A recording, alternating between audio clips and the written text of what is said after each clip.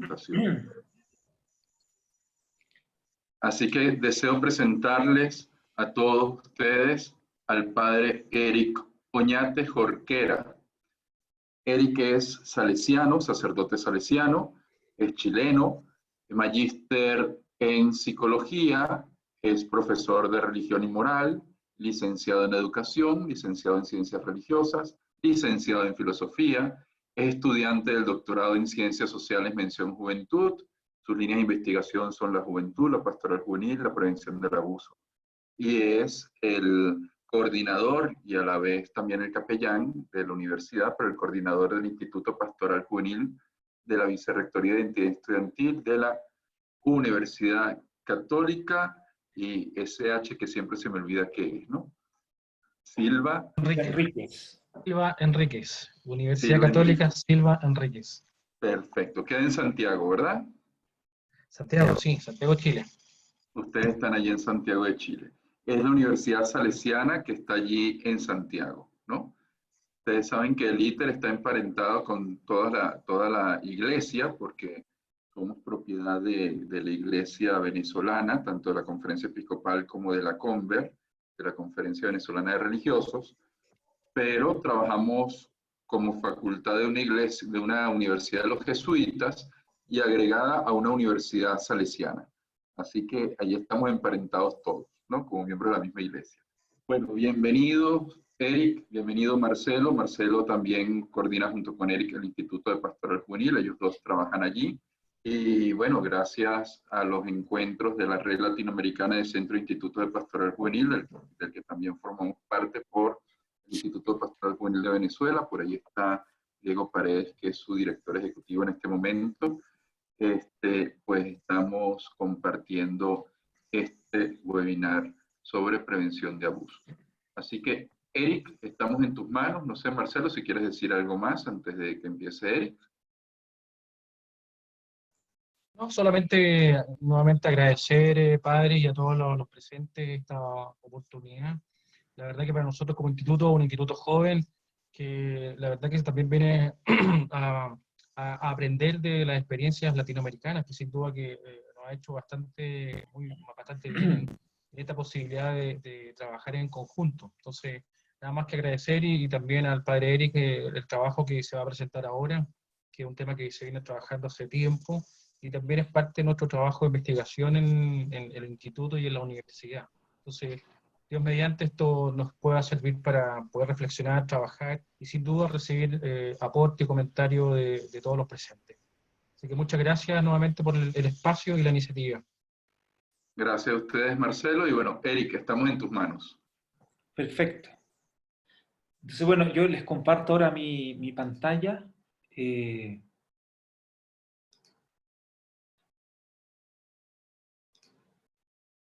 Para poder iniciar ahí nuestra exposición. Yo voy a salir un minuto y vuelvo a entrar, porque si no el computador no me reconoce el compartir la pantalla, ¿ya? Me demoro un minuto. Me está dando relleno. Bueno, Perfecto. Padre, ahí un comentario también aquí en el presente está Giselle García, que es nuestra directora de pastoral de la universidad, también que trabaja directamente con los jóvenes, que también ha sido parte de este equipo que ha motivado, ahí está Giselle, hola, que ha motivado la participación de otros. Entonces la idea es que para nosotros es fundamental formar redes, ser parte de los equipos y sin duda de experiencia significativa. Temas como los que vamos a abordar hoy día con el padre Eric, ¿cierto? Sin duda es un tema que la Iglesia también debe ser parte de la reflexión. Elementos fundamentales de la prevención, del abuso, del cuidado, del buen trato, que hoy día está tan cierto en cuestionamiento, y también nos hemos dado cuenta todo el tema que existe hoy día del abandono, del descuidado también, y entre comillas, gracias a esta realidad nos hemos dado cuenta también que sí nos necesitamos como hermanos, hermanas en el acompañamiento. Entonces, aquí también es otra realidad que también nosotros vamos a ofrecer, cómo acompañamos, ¿cierto?, a los jóvenes y a las jóvenes en contextos adversos, que ya el Papa Francisco bastante tiempo nos viene señalando con respecto a este amor fraterno y el estar con el otro. Padre Eric, Sí, sí, ¿puedo sí, ahora? me pueden dar ahí el acceso para compartir la pantalla ahora. Ah, ok, ya te puse de administrador. ¿Puedes Ahora sí, compartirla? Ok, perfecto. Ahora estamos. perfecto. Ahora sí estamos. Bien, entonces lo que queremos compartir y que hemos bueno, ido trabajando con Marcelo es este tema de la pandemia, bueno, y buen trato y la prevención del abuso. Queremos plantear una mirada desde el contexto social, entonces más que quizás un perfil psicológico sobre la prevención del abuso en contexto de pandemia y la relación del buen trato, es desde una perspectiva que es social, ¿ya? O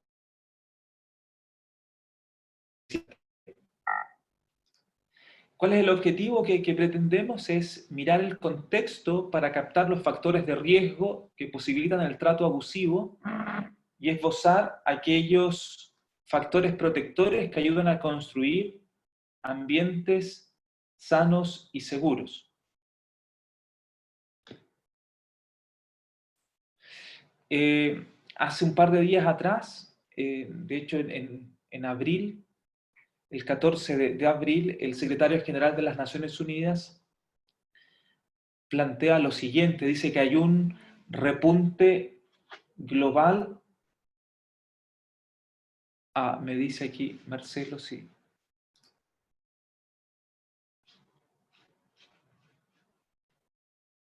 Si puedo ampliar aquí el PowerPoint. No sé si ahí se ve mejor. Si quieres, mira, lo tenemos, lo estamos viendo como cuando tú trabajas en el PowerPoint. Entonces dale como Ah, presentación a ver si nos aparece como presentación a todos. Allí está perfecto. ahora sí. Perfecto, Perfecto, ya. gracias. Entonces, les decía que el secretario general de las Naciones Unidas nos plantea lo siguiente, dice que hay un repunte global de la violencia doméstica contra mujeres y niñas ocurridas durante las últimas semanas a propósito del COVID-19, ¿ya? Y él tiene una frase importante que dice que el lugar donde debieran estar las personas más seguras, hoy día se convierte en el lugar de amenaza o de maltrato, ¿ya? Si uno lo mira esto al nivel eclesial, lamentablemente en algunos contextos la iglesia, que también debería ser un hogar seguro, se ha convertido también en un ambiente de amenaza, ¿ya? A causa de los abusos de algunos clérigos, también de laicos, y otros tipos de abuso que van más allá del abuso sexual. Pero hoy día, a propósito de la pandemia, estamos todos viviendo este tiempo de incremento de la violencia doméstica, por decirlo así, ya como dato concreto. Alejandro Romero, fíjense, él es un académico de la Universidad de Santiago de Chile, aquí en nuestro país. Hace un par de días atrás planteó lo siguiente, dice que en el contexto actual de la pandemia, los agresores encontraron lo que uno ocupa esta expresión, ¿no es cierto?, un caldo de cultivo, pero propicio para la conducta abusiva y para justificarla. Es decir, hoy día en tiempos de pandemia, muchos dicen, no, lo que pasa es que el contexto hace que las personas estén más agresivas o que tengan mayores momentos de estrés. Y que, por una parte, es cierto, pero sin embargo, la violencia de los agresores se puede ocupar en este contexto de pandemia como justificación. ¿Por qué?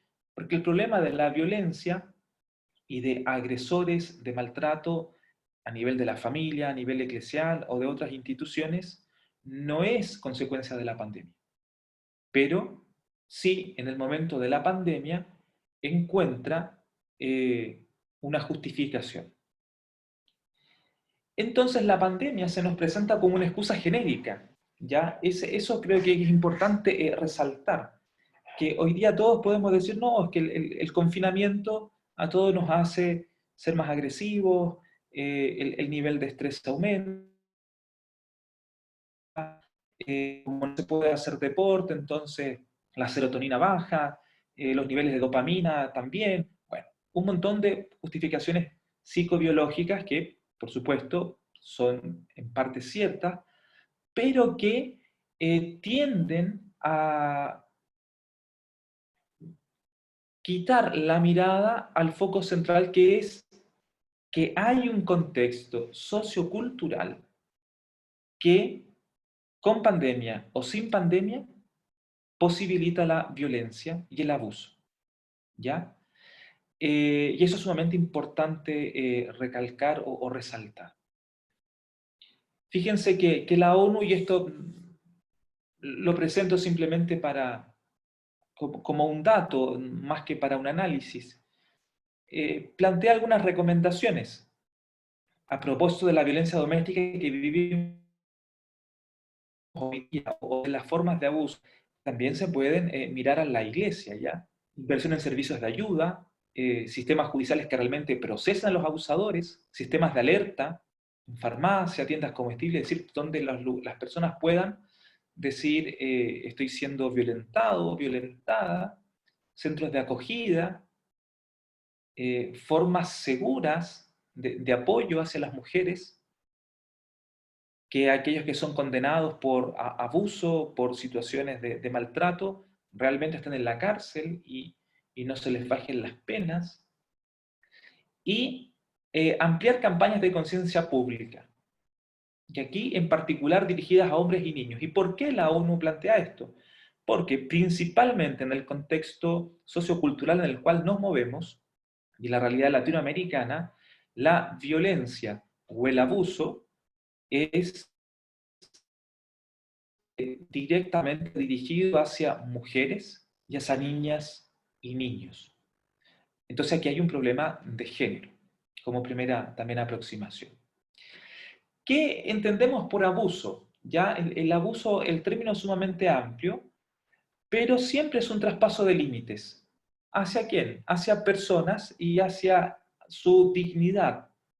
¿Ya? El abusador siempre, siempre traspasa los límites porque se impone sobre otro sin considerar, ¿qué cosa? Su propia dignidad humana.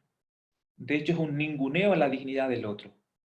Lo importante es que el abuso se puede sufrir o lo podemos sufrir o se puede perpetrar en cualquier etapa de la vida o del ciclo vital. Y cuando vayamos analizando ahora en un momentito más los factores socioculturales y socioeclesiales, nos vamos a dar cuenta de que uno puede pensar de que en este grupo de personas que sufren abuso, es decir, traspaso de límites que atenta contra su dignidad, pueden ser solamente los niños, las mujeres, pero también en este amplio sentido o personas que sufren el abuso también encontramos ancianos, adultos mayores, ¿ya? Porque a nivel social el poder se ejerce en un determinado grupo humano con unas determinadas características. Los actores del abuso son diversos y de hecho el abuso en nuestros contextos va a tener distintos nombres de acuerdo a quienes los ¿ya? Así podemos encontrar el abuso doméstico perpetrado por las personas que viven en el hogar y principalmente dirigido hacia aquellos que tienen un rol parental, un abuso por negligencia que depende de los educadores y también obviamente de los familiares, en este caso papá y mamá, o de las personas que se hacen cargo de otras porque sufren alguna enfermedad. Vamos a encontrar abuso en el aula, perpetrado por docentes, por académicos. Aquí es importante llamar este tipo de abuso, el de los ministros de la iglesia, llamarlo abuso pastoral, ¿ya? Porque tiene también sus determinadas características. Y así, abusos jurídicos, psicológicos, de terapeutas, comerciantes, carabineros, militares, del Estado. ¿Ya? ¿Y por qué es importante esto? Porque el abuso precisamente se va a realizar en un contexto de poder, en el poder que ejerce una persona o una institución sobre otras. Y frente al tema del poder, hay muchas teorías. Aquí nos vamos a centrar principalmente en dos, el poder como contexto y el poder como relación. Entonces acá, cuando yo me impongo sobre otro a nivel de institución, a nivel de persona, pero no para causar un bien, porque es imposición frente al otro, ya hay una conducta abusiva. Y tiene determinadas características, depende del sujeto que lo ejerza este poder. Eh, ¿Qué podemos decir también? De que, si bien es cierto, de las formas de abuso las que más se conocen, que es la del abuso sexual, también hay otras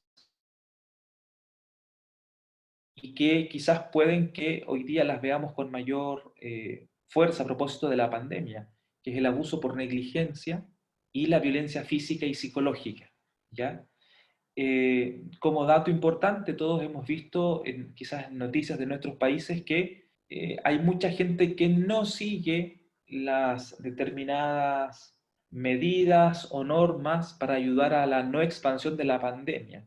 Entonces, de repente, alguien que tiene COVID-19 va y se pasea por un mall, por un centro de asistencia pública, no usa mascarillas, no lo sé. Bueno, abusos por negligencia, que comprendemos eso con un toque distinto ya desde el área de la salud.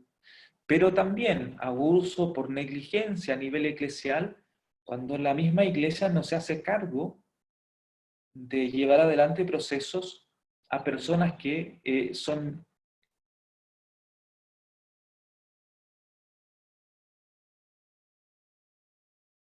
ya.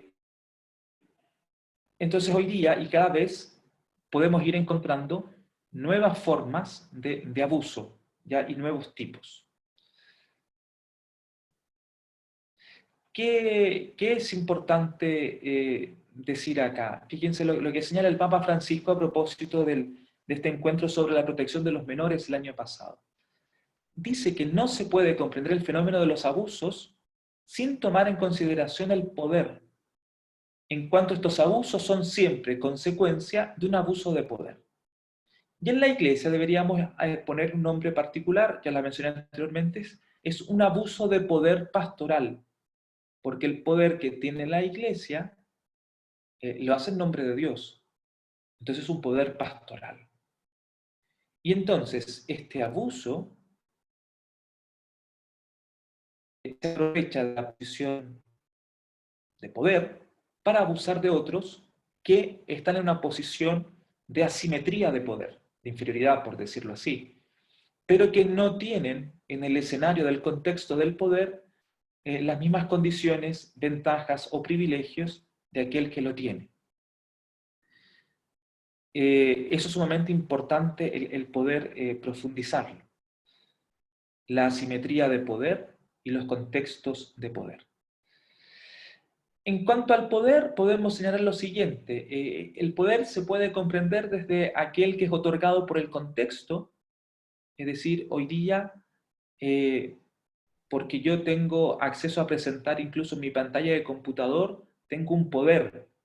Soy el único que puede presentar su pantalla, me lo da el contexto. Pero si el administrador me cierra el acceso a poder compartir mi pantalla y se lo da a otro, yo dejo de tener poder. Pero el poder siempre lo va a tener el administrador, ¿ya? Pero el administrador puede ser otro, lo da el contexto. El poder en las relaciones humanas, en cuanto a que siempre el poder tiene que ver con relacionarse con otros.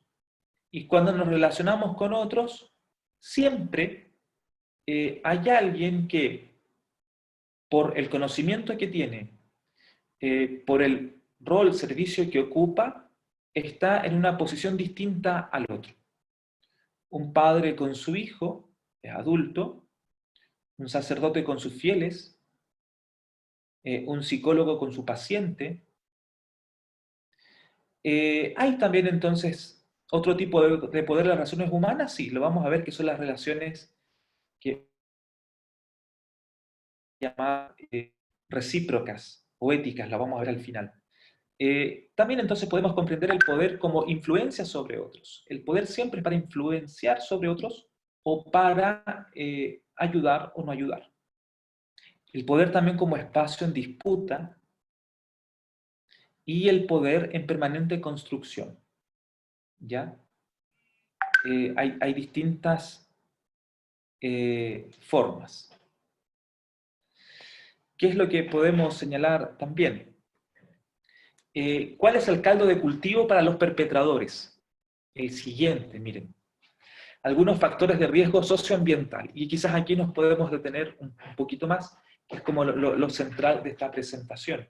Cuando miramos el fenómeno del maltrato o queremos prevenir el abuso en todas sus dimensiones, tenemos que darnos cuenta de que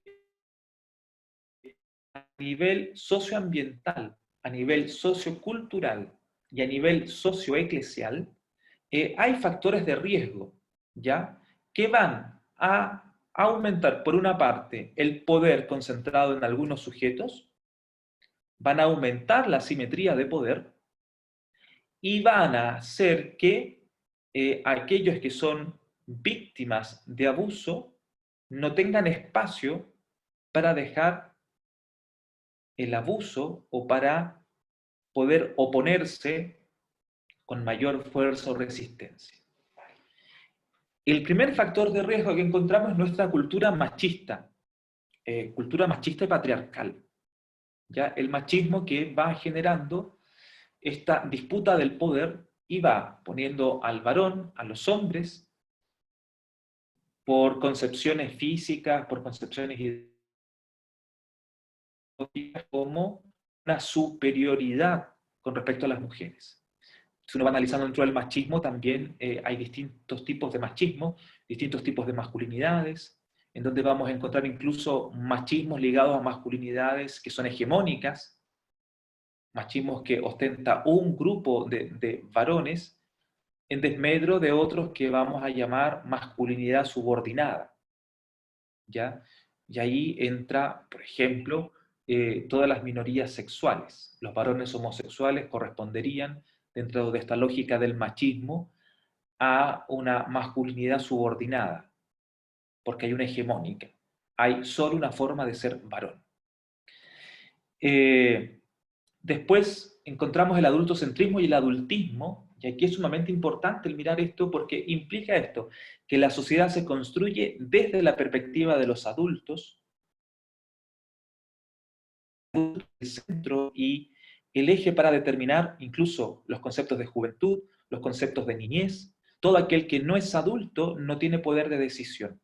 Pero el adulto que tiene poder de decisión es interesante, es aquel que tiene que cumplir con algunas normas, tiene que ser un trabajador activo, tiene que tener sobre todo una solvencia económica y ocupar un puesto social.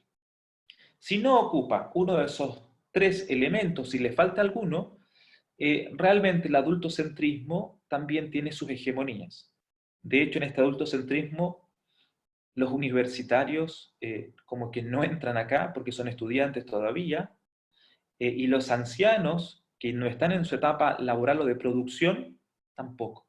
Entonces es un adultocentrismo particular en la sociedad y un adultismo que quiere decir que todo lo que tiene que ver con la infancia, adolescencia, incluso juventud, es ninguneado y descartado. ¿Por qué? Porque hay una única y forma de ser adulto y la que corresponde a ciertos mandatos.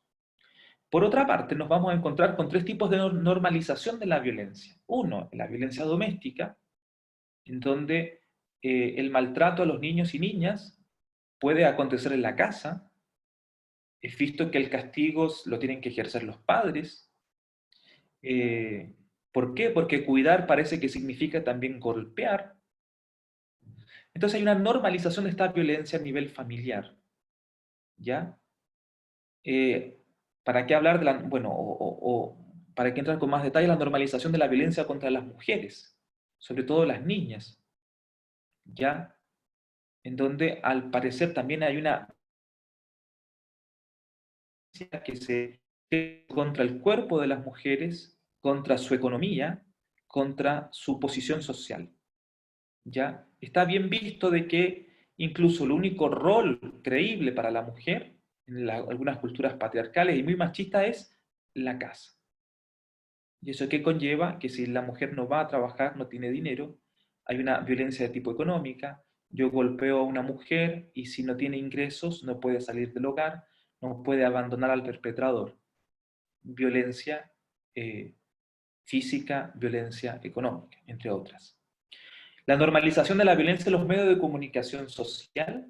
Hoy día si uno va analizando, no sé, los programas de televisión que hay, los que ofrecen las plataformas de Netflix y otras, o los mismos canales que son propios de cada país, uno encuentra de que la violencia está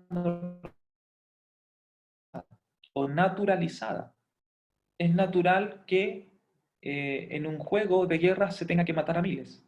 Es natural que siempre ganan un grupo de personajes. Es decir, la violencia está normalizada. De hecho, se gana a través de la violencia. Y, ¿para qué hablar acá? No nos adentramos mucho en el concepto, pero la violencia simbólica que aparece en los medios de comunicación social y que tiene que ver con todos aquellos símbolos de poder que lo van concentrando en un grupo social en desmedro de otro. ¿Ya? Hablamos de instituciones corruptas o ineficientes, lo que van a permitir entonces que si yo estoy siendo abusado o abusada o sufro un cierto tipo de violencia, al ver que las instituciones son corruptas, ¿a quién puedo recurrir? Cuando sé que la justicia no va a llegar,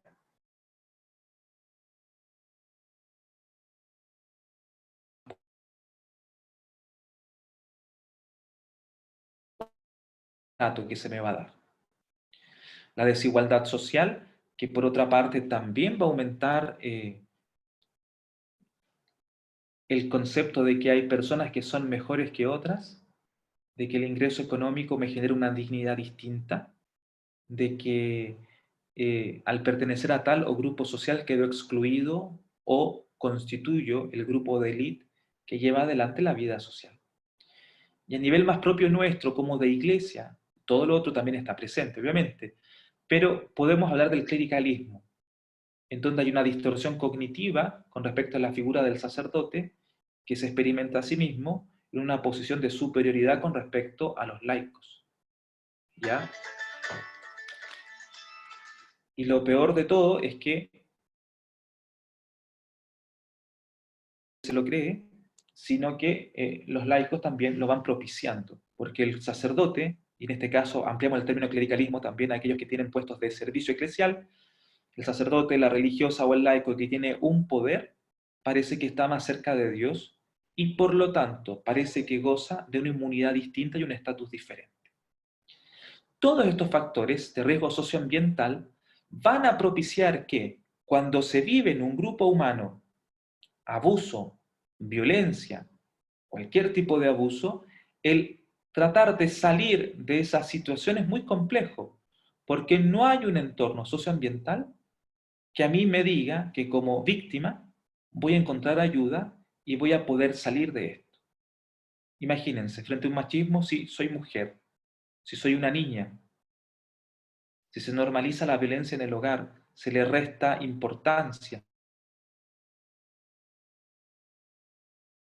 Las instituciones no funcionan. ¿A quién recurre una niña que está siendo violentada? ¿A quién recurre un niño, un adolescente que ha sido violentado en la iglesia por abuso sexual? Si parece que el clero pertenece a una casta distinta. Entonces, son factores de riesgo socioambiental. Finalmente, es esto importante decir que así el contexto nos ayuda a que vamos interiorizando una realidad distorsionada, en donde parece que hay sujetos de primera, segunda y tercera categoría. Se producen y reproducen representaciones sociales distorsionadas. ¿Qué quiere decir esto? Que nosotros nos movemos de acuerdo a determinados conceptos psicológicos que sin llegar a mayor consenso, sabemos que es así. Por ejemplo, el sacerdote, uno dice, el sacerdote, bueno, el sacerdote está más cerca de Dios, la religiosa igual.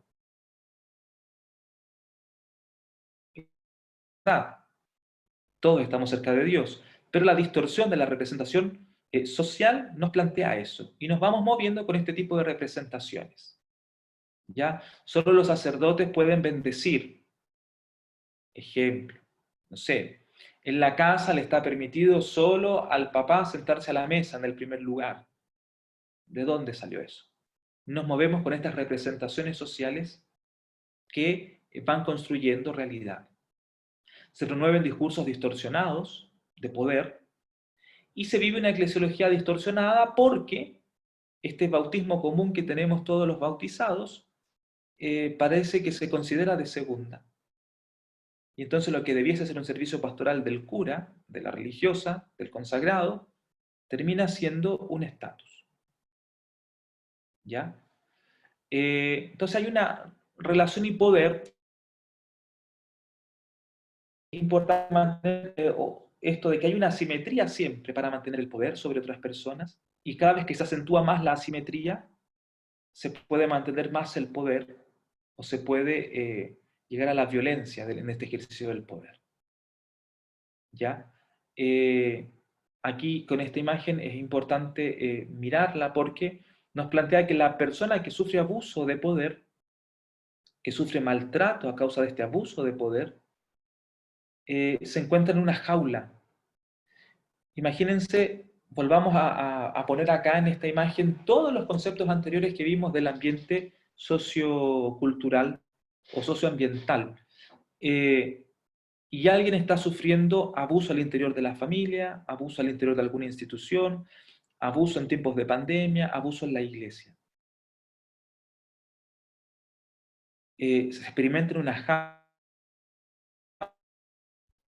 De alguna manera el perpetrador le puede decir, bueno, anda, denuncia, pero ¿a quién recurre? Entonces, por más que parezca que, bueno, es parte de la manipulación de los perpetradores, pero el abuso se vive como una jaula, de la cual parece que no hay posibilidad de salir. Porque el ambiente externo también termina siendo una amenaza. Porque si yo hablo, la familia va a sufrir una crisis. Si yo denuncio a tal sacerdote, la iglesia se me va a venir encima. Si yo denuncio tal institución, la fuerza pública me va a perseguir. Es decir, hay un ambiente muy complejo. ¿Qué podemos ir señalando entonces como para ya ir poder compartir? ¿Cuáles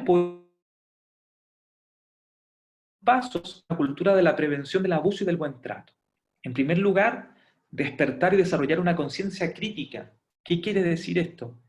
Que si nosotros no profundizamos en estos conceptos de representación social, de lo que es el abuso, si no somos capaces de dialogar y reflexionar, de formular una conciencia crítica, en la iglesia vamos a seguir permitiendo, y en los ambientes socioeclesiales, socioculturales, socioambientales, formas de abuso. Es importante también comprender el fenómeno del abuso. Aquí hemos hablado del abuso en general, pero si uno después quiere hablar del abuso, por ejemplo, sexual, tendrá que comprender el fenómeno, qué es lo que implica el abuso sexual, cómo se llega al abuso sexual, cómo se genera un abuso económico o una violencia económica sobre las mujeres, cómo se va a generar la violencia hacia los ancianos. El adultocentrismo va a generar abusos en las escuelas a partir de la educación. Bueno, comprender el fenómeno. Tercero, empatizar con las víctimas. Si yo no logro empatizar con aquellos que sufren abusos en múltiples formas, voy a terminar invisibilizando el abuso, porque lo voy a terminar normalizando, y al invisibilizar a las víctimas, no puedo ver a los agresores. Después, desarrollar una confianza lúcida. ¿Por qué? Porque el centro de las relaciones humanas es la confianza. Pero muchas veces se nos ha enseñado que, y esto lo dice José Andrés Murillo, que debemos llevar adelante las relaciones humanas en una confianza ciega. No, una confianza lúcida permite la reciprocidad. Una confianza lúcida permite desarrollar relaciones humanas éticas y de buen trato. Y aquí quizás el aspecto principal es la ética. Si hay una buena ética, es decir, si yo considero que soy cualquier persona y el otro merece el mismo trato que yo porque somos personas, desde ese punto de ética se puede conseguir el buen trato. Cuando no hay una ética de la relación humana, obviamente aparecen personas que se creen mejores que las demás por situaciones económicas, de contexto, bueno, tantas cosas. Promover factores de protección socioambiental y socioeclesial, que de alguna otra forma, si vimos los factores de riesgo, al invertirlos eso y buscar otros, nos van dando factores de protección, cuidado, escucha, ayuda. Promover también esas instancias, miren, escucha, nos tenemos que escuchar, participar, podemos discrepar, y tenemos que democratizar el poder. La concentración del poder puede generar abusos. La democratización del poder y la participación es una forma de prevenir el abuso. Trabajar en redes de apoyo y colaboración, facilitar y establecer rendición de cuentas y evaluaciones, esto es sumamente importante. Evaluarnos, dejarnos evaluar, dejarnos criticar, que en la familia los hijos puedan decirle a los papás, mira, esto no me parece, los papás igual, en la iglesia lo mismo, nos podamos decir las cosas, podamos superarnos juntos. Revisar estilos de autoridad y liderazgo, cómo ejercemos el poder, la autoridad, cómo lideramos, hay liderazgos mejores que otros, y después aquí puse este último punto, pueden haber muchos más, despojarse de una psicología de élite, en donde nos creemos mejores que los demás y que parece que estamos por sobre los demás. ¿Ya? Podemos ir señalando. Bueno, la prevención es nuestra tarea. Eso es lo que tenemos así para poder generar un espacio también de conversación.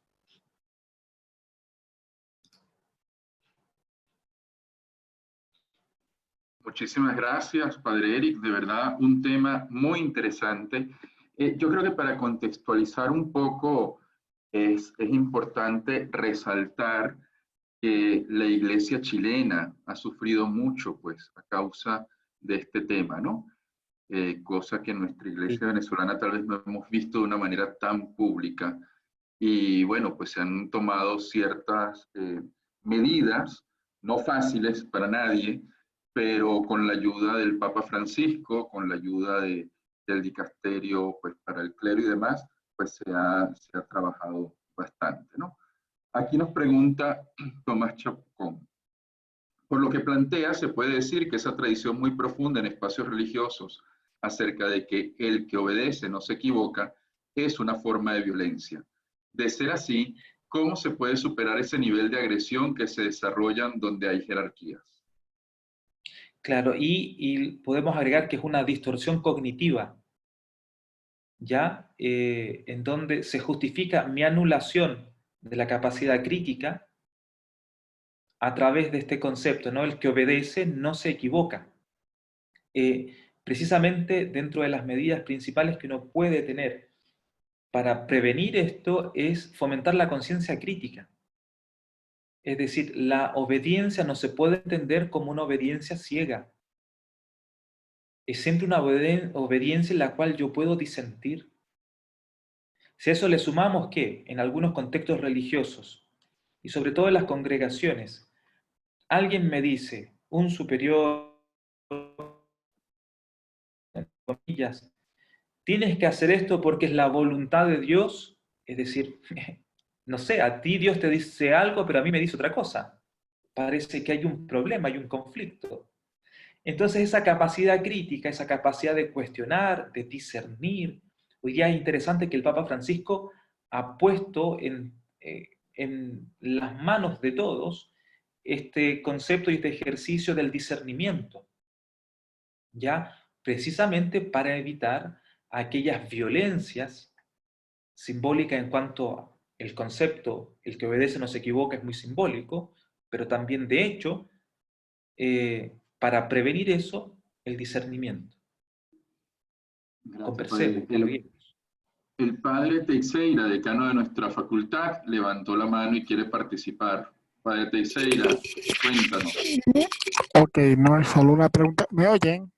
Sí, No sé si se me oye. sí. Ok. Sí, Ok, es simplemente darte las gracias al padre Eric y también una pregunta. Eh, a mí me da también la sensación de que nosotros vivimos en un mundo hipervirtualizado, no solo hipervirtualizado, sino también sin límites claros, es decir, el límite de cada uno es el propio deseo. Y a mí lo que, cuando vemos esto, o sea, que el límite de cada uno es el propio deseo, de esto no escapan ni los sacerdotes, ni las religiosas, ni un papá, ni una mamá. O sea, ¿por qué? Porque nosotros estamos metidos en este mundo y esa realidad también nos toca a nosotros. Es decir, mi pregunta es, ¿cómo lograr eh, convivir con esa realidad? Yo digo convivir porque a mí sin querer ser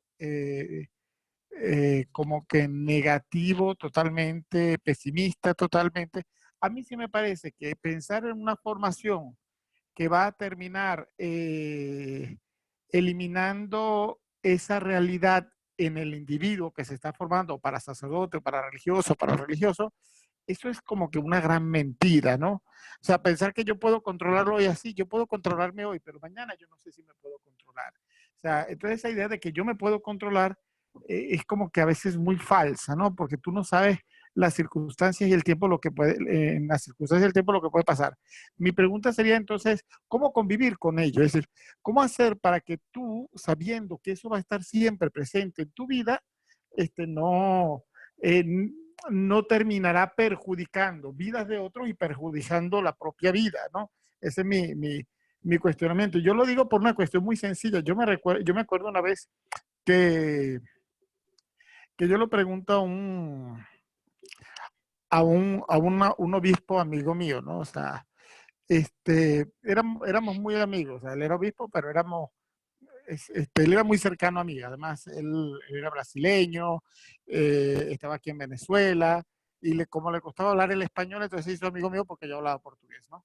Entonces, yo le pregunté, bueno, ¿cuándo vamos a superar nosotros estos deseos sexuales o estos impulsos sexuales que tenemos nosotros los que queremos vivir la castidad? Él me dijo, tú no te preocupes que hay un momento en que se superan.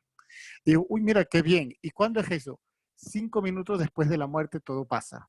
Entonces uno dice, bueno, ¿cómo convivir con esa realidad? sí. Padre Manuel, yo creo que tomando desde esta última realidad sobre el aspecto sexual, me parece que en la formación nuestra de los curas, de las monjas, y me voy más al ámbito de los consagrados, precisamente cuando la sexualidad no se separa, por ejemplo, del aspecto del servicio y se separa incluso de la persona humana, pensando en que uno es como casi asexuado o angelito, ahí hay un problema. Hay un problema de distorsión cognitiva. Entonces, si no hay una formación que nos ayude a vivir la sexualidad como posibilidad humana, necesaria, constitutiva de la persona humana, yo no me puedo realizar como sujeto, pero que esté en vista un servicio, hay un problema, porque si no, imaginen, ¿qué pasa con la religiosa, el religioso o el laico? Que tiene una sexualidad totalmente intimista, autogratificante, sin esta lógica del servicio o del para otros, cuando tiene poder. Va a terminar abusando por miedo a su sexualidad o porque el poder en sus manos lo va a llevar a cosificar siempre al otro. Entonces, hay un problema, y aquí creo que hay otros factores, es decir, me parece que hay tres factores que hay que cuidar. Está el factor de la formación a lo que implica el ministerio pastoral en sexualidad, en personas sexualizadas. No, y eso tiene que hacerse presente siempre. Ayudar a educar a lo que significa el servicio pastoral y por lo tanto el ejercicio del poder. Y obviamente hay que ayudar a determinar que hay personas con ciertos rasgos narcisistas, psicopatológicos, que en un contexto como el que hemos visto anteriormente, van a terminar abusando sí o sí. Porque precisamente no van a tener límites externos.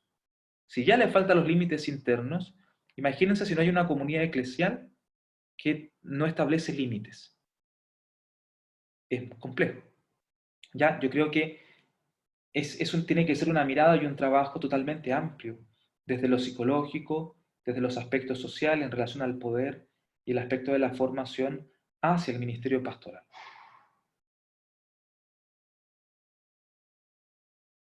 Gracias, Padre Eric. Sobre el adultocentrismo, Marcelo está también escribiendo algunas cosas en el chat, digo para las personas que están haciendo algunas preguntas sobre esto. Recordemos que el Padre Eric y Marcelo pues han trabajado juntos en esta investigación, ¿no? Fíjate, por aquí nos están preguntando, nos está diciendo Roslyn, sobre reforzar el tema del adultismo sobre los adolescentes. Ella no comprendió bien este concepto, pero te la voy a unir a otra pregunta que están haciendo por aquí, está haciendo Francisco Javier. Si puedes darnos como 3 o 5 tips para trabajar en prevención en el regreso escolar frente a esta pandemia. Es decir, como tienen que ver con los adolescentes, las dos preguntas las unimos. Un poco el tema del adultocentrismo con respecto al adolescente y 3 o 5 tips para la prevención del abuso al regreso escolar. Sí, con respecto al adultismo y el adultocentrismo, el adultocentrismo se constituye como un ejercicio de la mantención del poder en un grupo social que son los adultos. Perdón, se te cortó ahorita, se cortó ahorita. Si puedes repetir, por favor, se cortó. Ahí está. ¿Y ahora sí se escucha? Ahora sí. Ya. Entonces, el adultocentrismo lo vamos a comprender como un sistema de poder en el cual un grupo de adultos, y aquí son adultos que son productivos, que tienen renombre o tienen estatus político, no necesariamente que son políticos, sino que estatus político, es decir, tienen un rol social y sobre todo tienen poder económico, se imponen sobre el resto. Aquí van a quedar descartados los adultos más ancianos, no van a ostentar el poder, salvo que todavía sigan siendo productivos, tengan el poder económico y bueno, y todo eso. Entonces el adultocentrismo se plantea como la única medida de perfección adulto.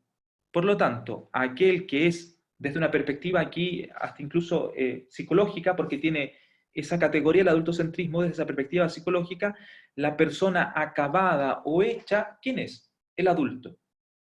Los demás jóvenes y niños están en vías de transición ¿hacia qué cosa? Hacia la vida social. La vida social es constituida entonces por este grupo de adultos. El adultismo entonces se va ahora a manifestar, ya no como ese sistema que es el adultocentrismo, el adultismo tiene que ver con la actitud de los adultos para ningunear todo aquello que tiene que ver con infancia, con adolescencia. Y entonces, en la casa uno va a encontrar expresiones muy sencillas como esta. Llega tu hijo, tu hija y te dice, mamá, me enamoré. Y él le dice, ah, pero esas son cosas de niños. ¿Ya? Las cosas de niños, entonces, tienen esta categoría de ser de segunda, ¿ya? ¿Y qué es lo que pasa? Que el adultismo, entonces, se va a constituir como la posibilidad de mantener el poder en los adultos. Porque si lo de los niños es cosa de niños, no sirve, lo de los adolescentes es cosa de personas que están cambiando, que no tienen en el fondo una impronta de un carácter definido, no sirve mucho. Entonces lo único válido es el adulto. Todo lo otro no tiene importancia. Por eso las opiniones de los niños, adolescentes y jóvenes no importan, porque están en una etapa de transición. Es interesante que cómo podemos llevar ahora todo esto en la prevención cuando volvamos de la pandemia. Creo que para poder venir abusos en tiempo de pandemia, precisamente uno tiene que ayudar a esto, a que los jóvenes, niños descubran que tienen un rol activo en sociedad, que son participantes. Por eso se tienen que generar instancias. Yo creo que uno, toma de conciencia que yo soy protagonista activo en la pandemia. Segundo, se tiene que democratizar el poder. El poder no puede estar concentrado solo en el profesor, aunque tiene el poder de enseñar. Pero me refiero a que hay cosas que a nivel de escuela sí pueden instaurar los estudiantes. Los estudiantes sí pueden organizarse, porque hay que organizarles todo. Entonces, idea, pensamiento crítico. Segunda idea, la participación. Tercera idea, ayudar a ética y al sentido sociocomunitario. Si yo me cuido y nos cuidamos todos, podemos salir de esta pandemia. Y así enfrentamos también este ambiente individualista, totalmente tecnocrático, en donde la persona humana parece que no tiene cabida en su relación. Cuarto, como medida de prevención, una alfabetización emocional. Que las personas puedan decir qué piensan y cómo se sienten. Y que experimenten que no son juzgadas por lo que piensan o lo que sienten. Si un niño chico dice, no, que esto de la pandemia me parece un juego, y le digo, pero estás loco, está muriendo gente, ¿cómo es un juego? Bueno, otra vez el adultismo no permite expresar sentimientos y afectos. Me parece que esas 4 como ideas me surgen ahora. Obviamente la quinta, el poder detectar cómo ellos viven las relaciones humanas dentro de la familia, para poder precisamente ayudar a prevenir o denunciar situaciones incluso de maltrato infantil dentro del propio hogar. Pero me parece que por ahí esos 5 aspectos pueden ayudar a esta prevención a la vuelta de cuando uno vuelva, ¿no es cierto?, del coronavirus o de la pandemia a las aulas. Por aquí Jimena nos tiene una pregunta que yo la voy a hacer, pero me gustaría si ella la puede complementar porque no sé de dónde está escribiendo y me parece súper interesante. Dice, ¿cuál es tu opinión sobre los dispositivos online que se han dado en tiempos de COVID-19? Bueno, escucha, arzobispado, atención psicológica online para responder al tema de la violencia en todos sus aspectos. No sé en qué diócesis están implementando esto, pero me parece súper interesante.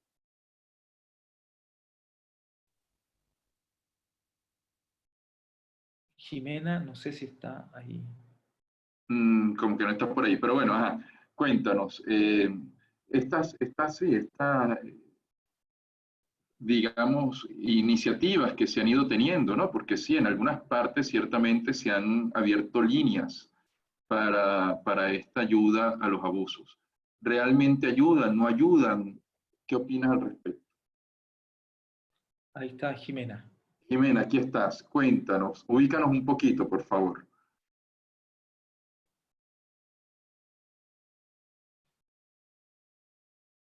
Jimena, un momentico que estás... Ah, ya va. Un momentico. Habla a ver si te escuchamos, porfa. No te escuchamos.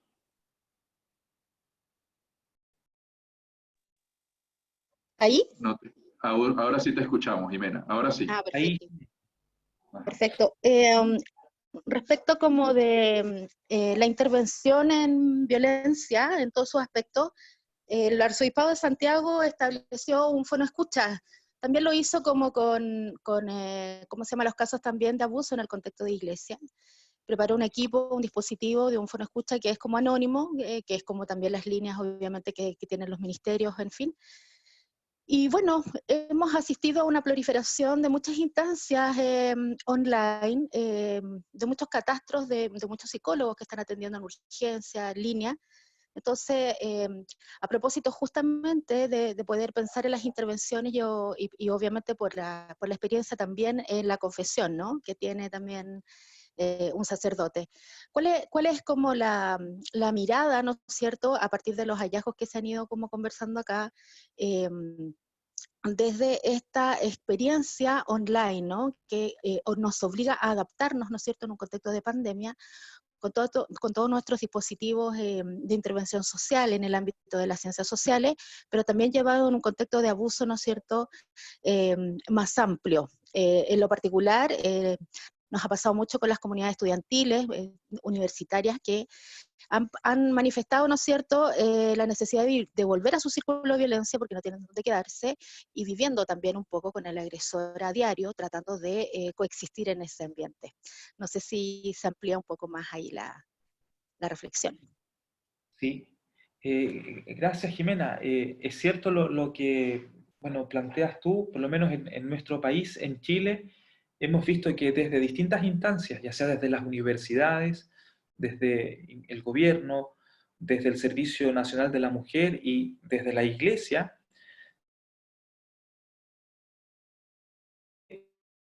escucha de contención emocional y de denuncia.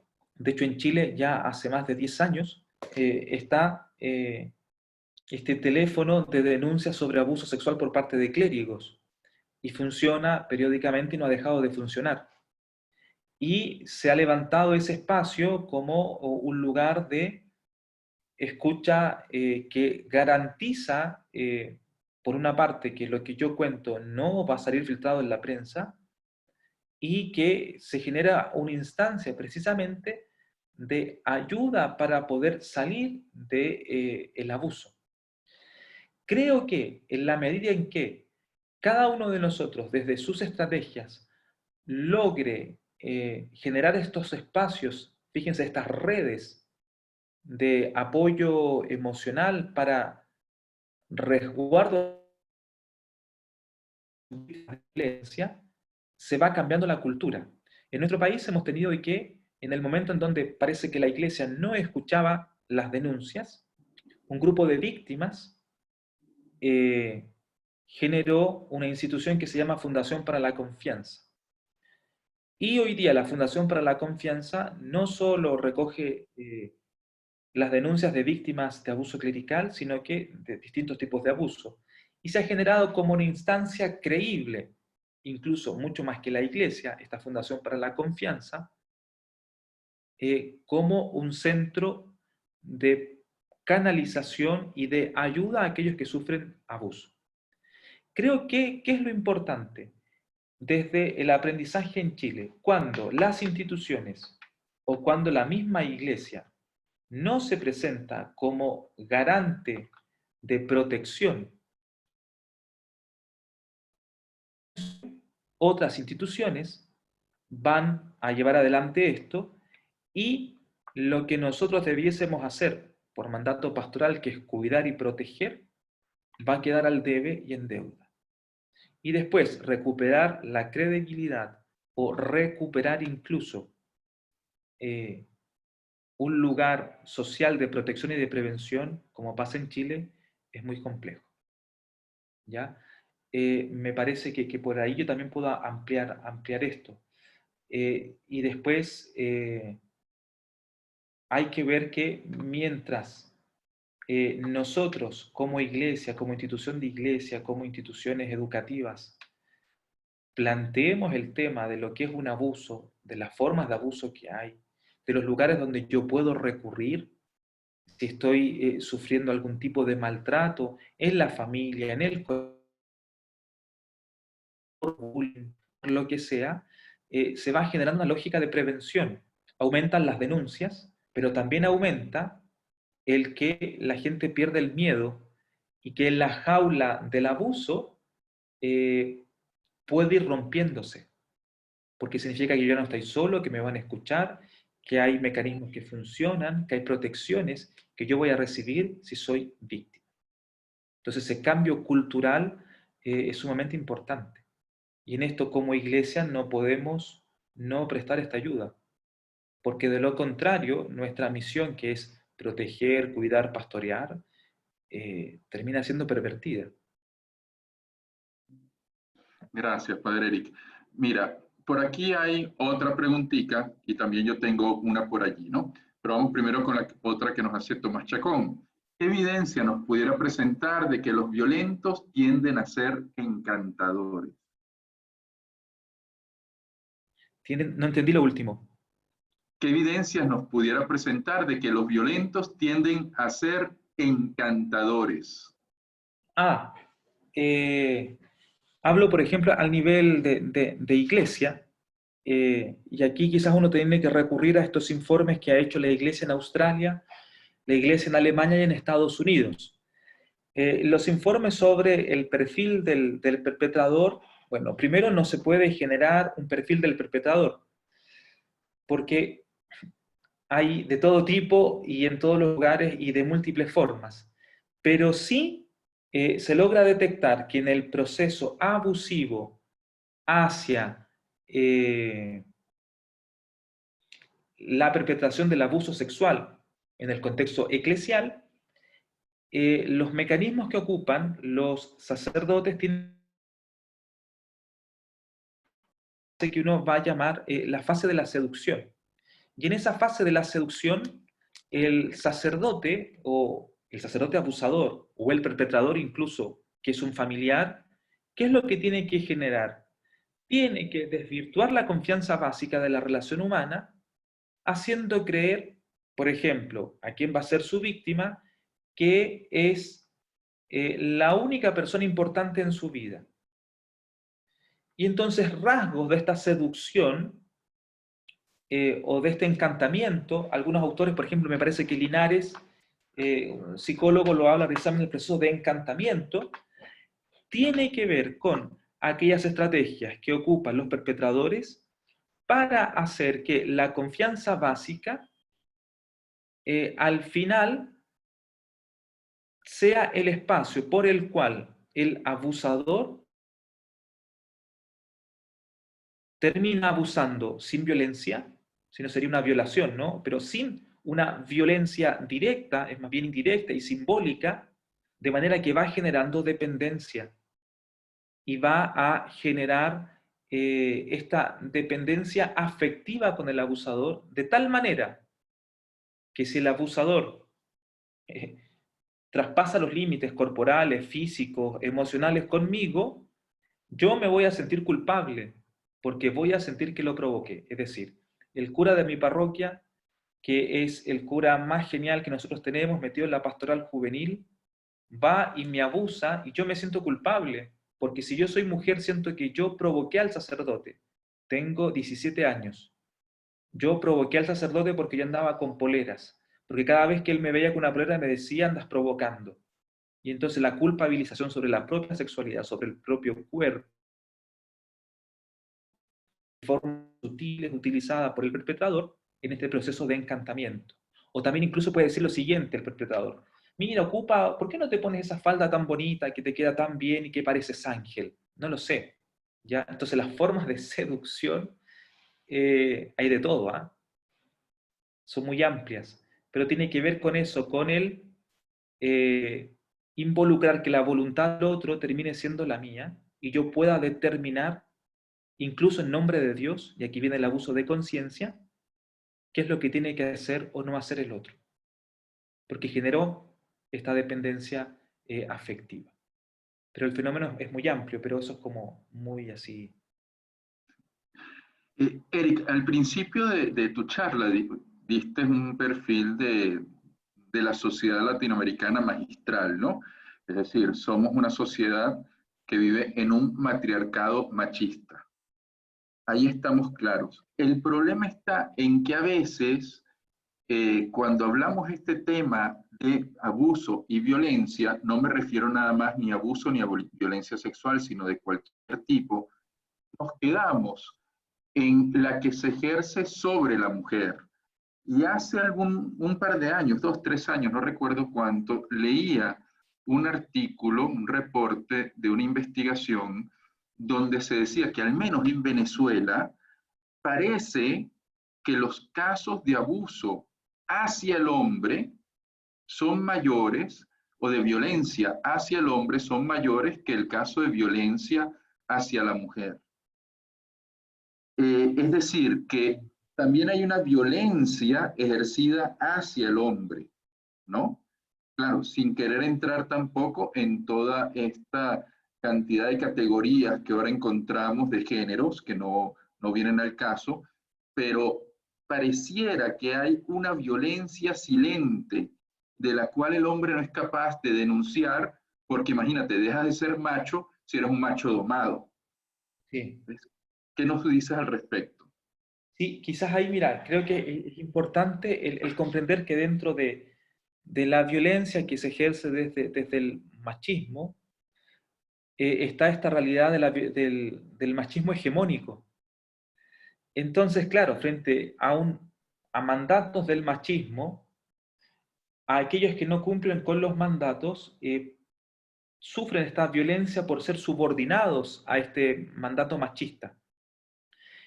Ahora, lo que sí está claro es que son más violentos, sí o sí, los varones que las mujeres, por lo siguiente. Si uno revisa las estadísticas de hurtos o de robos o de quienes cometen asaltos,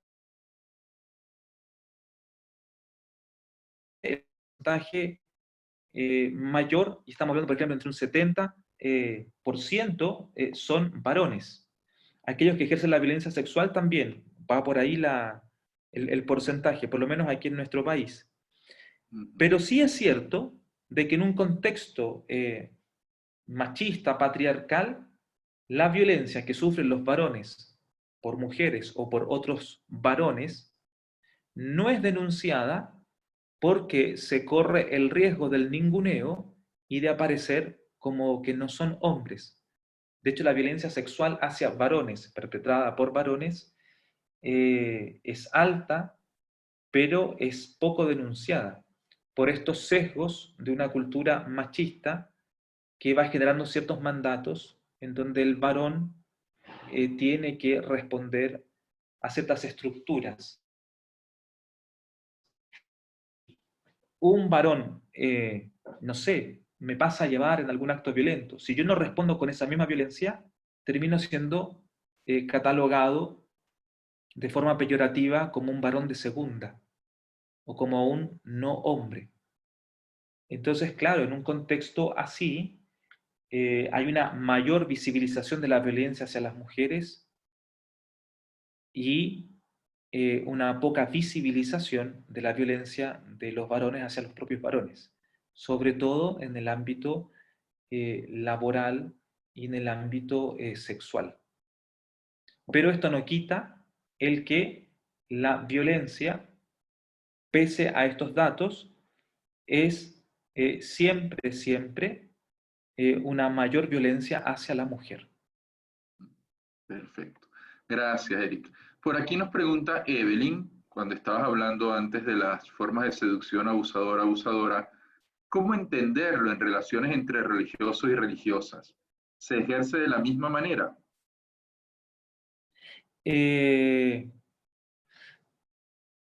Uno puede decir que a nivel psicológico, uno puede como de manual proponer que antes del abuso siempre está esa fase de la seducción, después del doblegar la voluntad del otro hasta la perpetración del abuso. Ya hay autores que van a proponer más fases. Ahora, el cambio o lo que acontece es, claro, es un poquito distinto. No quizá en cuanto a las fases, pero sí en cuanto al contenido de las fases. ¿Qué quiero decir con esto? Que, por ejemplo, hablo de aquel acompañante espiritual varón que acompaña a la novicia. Resulta que el sacerdote, la seducción que va a ejercer, es interesante que tiene toda la perspectiva de que yo soy tu acompañante. Por lo tanto, lo que yo voy a decir es sumamente importante para ti. De hecho, hemos encontrado dentro de la gran historia de abusos en la iglesia, y sobre todo en la iglesia aquí en Chile, que el director espiritual puede ir coartando mi conciencia cuando me dice, con la única persona que puedes hablar sobre estos temas es con tu director espiritual.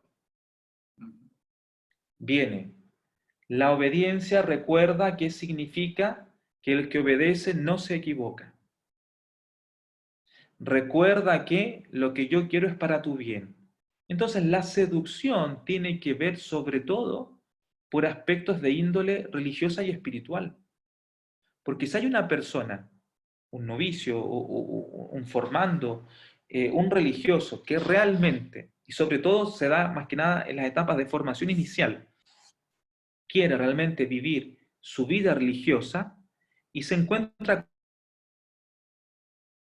manipular afectivamente. O que va a la religiosa, cuenta cosas en confesión al cura, y el cura después la empieza a chantajear al nivel de fuero interno, se van generando estas etapas de violencia que, si bien siguen las del manual clásico, en el caso de los religiosos, me parece que el gran acento tiene que ver con doblegar la voluntad a partir de que yo, el perpetrador, soy la voluntad de Dios para tu vida.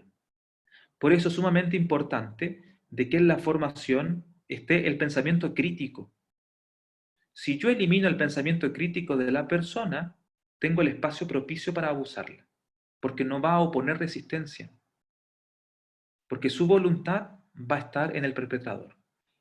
Entonces, se genera todo este sistema de abusos con nomenclaturas que tienen que ver con nociones de dependencia afectiva, con anulación de la propia conciencia, con manipulación de la voluntad, anulación del pensamiento crítico, fases de culpabilización del otro, de engendrar en el otro temor, y es por eso que Solner y otros más van a decir de que el abuso sexual perpetrado por clérigos, por religiosas, incluso en formandos, es una especie de incesto espiritual. Porque aquel que es, entre comillas, nosotros ocupamos estas frases que yo no estoy de acuerdo, pero algunos la ocupan y bien. Pero mi hija, mi hijo espiritual, resulta que al final fue el abusado. Entonces, hay todo algo que gira en torno a lo divino que se pervierte hasta reemplazar la voluntad de Dios. Me parece que eso es la cosa como quizás mayormente simbólica que yo logro descubrir en el abuso sexual en el contexto de la vida religiosa y consagrada, a partir del perpetrador. Perfecto. Mira, de verdad, Eric, súper agradecido. Padre Toñín. Ok, bueno, también muy agradecido, Eric. Hay muchas cosas ahí que todavía habría tela que cortar. O sea, cuando hablas de la relación padre espiritual, hijo espiritual, formador, sacerdote acompañado. Pero a mí son cosas que a mí o sea, yo creo que todavía es como está aconteciendo, es una cosa que hay que seguir pensando y hay que seguir dándole vueltas a esos temas por una sencilla razón. Yo creo que lo decía muy bien, nosotros no somos asexuados, pero tampoco no vivimos en ausencia de sentimientos, ¿no? Y el hecho de no vivir en ausencia de sentimientos hace posible que nosotros continuamente nos sintamos atraídos por ciertas personas y sintamos que nos sentimos, que estamos bien en ciertas relaciones, que hay ciertas relaciones que nos dan como que cierta paz interior, tranquilidad. Claro que si, ¿qué es lo que pasa? Que a nosotros se nos ha dicho muchas veces que no podemos tener sentimientos, casi que somos seres asexuados, que tenemos que vivir casi como ángeles, y eso hace que las relaciones a veces sean difíciles. Cuando hablabas de eso, yo pensaba, por ejemplo, en Eloísa y Abelardo, pensaba en Santa Teresa de Jesús y San Juan de la Cruz, o pensaba en algunos de esos otros santos que tienen siempre su contraparte, es decir, en el mundo masculino y en el mundo femenino. Ahí hay como que cierta afectividad, incluso yo no sé si me atrevería a decir como que ciertos enamoramientos, ¿no? Que se pueden ser bien, bien bonitos. Pero ¿cuál es la diferencia? Que yo creo que en esos enamoramientos se busca el bien del otro y siempre crecer. O sea, había como una solidez eh, espiritual, una solidez afectiva, una solidez en el manejo incluso de la corporeidad. Eso lo hemos perdido mucho, o sea, hemos olvidado palabras como alma, como espíritu, como incluso como accesis, eso lo hemos olvidado, no las tenemos más, y claro, y eso ha pervertido las relaciones. Ese es mi punto de vista. Entonces, te agradezco muchísimo, de verdad. Ojalá y pudiéramos hacer algo nuevamente con ustedes, y bueno, y les invité a los próximos trabajos. Nosotros estamos intentando comunicarnos con algunas personas para futuras reuniones. O sea, le hemos escrito al padre, ahorita no me viene el nombre, recuérdamelo, Néstor. No sé, me fue a mí también. El El, cristólogo se me fue el nombre. Bueno, después nos el, vendrá. bueno, el Pero la español semana que viene tenemos a la profesora Rebeca Cabrera, ok, que la también semana que estaba viene aquí. Rebeca Cabrera, dentro de 2 semanas creo que Francisco Javier González. Francisco Javier González, sí. Exactamente, y hemos intentado invitar a Antonio Pagola, ese es el nombre. Pagola. José Eso. Antonio Pagola. Entonces, bueno, veremos entonces cuándo podemos encontrarnos, o sea, la semana que viene nos encontramos nuevamente, y muchas gracias por su presencia, y si alguna cosa quieren ustedes reflexionar en el ámbito teológico, también ustedes que son oyentes, que nos acompañan en estos webinars, pueden proponerlo, o sea, con toda libertad. Yo propongo que el padre Néstor ponga allí su correo de tal manera que si hay alguna solicitud podamos canalizarla si está en nuestras manos. Muchas gracias. Sí, de verdad, estoy copiándoles mi correo aquí. De verdad, Eric, súper agradecido. Mira, yo creo que una de las cosas buenas de esta pandemia es que nos está llevando a unir esfuerzos con muchísima gente, incluso gente que no nos conocíamos. Eric, tú y yo nos estamos conociendo hoy. Entonces, Sí. qué bien, ¿no? No, está acá. Que 20 Padrecito nos está uniendo. Y de verdad, pues también darle las gracias a Marcelo, que ha servido de puente para esto. También Marcelo nos está proponiendo otro encuentro, pero como ves, Marcelo, tenemos así como que una seguidilla, ¿no? Un poco para que estemos al tanto. Como les decía el padre Toñín, la próxima semana estará la profesora Rebeca Cabrera con el tema tras las huellas de nuestras antepasadas bíblicas, el rol asumido por las mujeres en tiempo de crisis. Luego vendrá el padre Francisco Javier González, también él es biblista. Luego vendrá el profesor Luis Morales, que es director de los posgrados de Economía de UCAP, el 27 de mayo, Dios mediante. El 2 de junio, Javier López, de la Universidad Católica CEU de Madrid. Hemos invitado a José Antonio Pagola y al cardenal Porras también para que nos acompañen, ¿no? Como ustedes ven, es realmente un trabajo que estamos haciendo para poder, pues, pensar teológicamente este momento, ¿no? Eric, yo sé que este tema todavía nos queda bastante, como nos ha dicho Toñín, y bueno, bien interesante que podamos seguir profundizando y seguir compartiendo. Así que 1.000.000 de gracias a todos ustedes. Marcelo, Eric, a Desiree, que está calladita, pero que siempre nos acompaña ahí llevando adelante las cosas técnicas del aula. Y bueno, a todos los que ya están acostumbrados a este horario de los miércoles a las 10 hora de Caracas. Así que todos invitados a seguir en este trabajo que estamos haciendo. Que Papá Dios nos bendiga a todos y nos haga santicos. Padre Eric, una bendición final y nos vamos. Eso, muchas gracias a todos ustedes. Y que el Señor nos bendiga siempre en cada uno de nosotros en esta pandemia. En el nombre del Padre, del Hijo, del Espíritu Santo. Amén. Amén. Bueno, feliz semana a todos. Igualmente, gracias por todo. Gracias a todos. Gracias por todo.